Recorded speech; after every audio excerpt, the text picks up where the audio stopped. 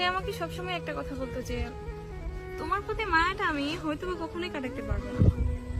আমি সেই মানুষটার সামনেই তাকে ধরে রাখার জন্য অসহায়ের মতো কান্না করেছিলাম। তখন বুঝি তোমার মায়া লাগে নাই। 2025 সাল প্রায় শেষ।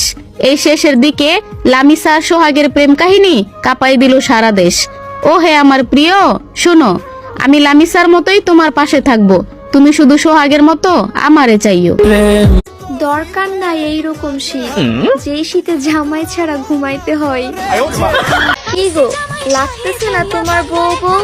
আর এই যে তোমরা কি দেখতেছো, তোমার ভাইরে মেনশন দিয়ে যাও। আমি জানি মেয়েদের সফল হওয়ার গল্পটা অনেক কঠিন, তবুও যদি কখনো সফলতা জোটে ভাগ্যে আমার, তাহলে ইনশাআল্লাহ আমার সেই সফলতার গল্পে সেরা পার্সন হবে আমার পরিবার। আমরা দুজনই ভালোবাসতাম, আমি তোমাকে আর তুমি অন্য কাউকে। আমি সবকিছু থেকেই এখন নিজেকে সরিয়ে নিয়েছি।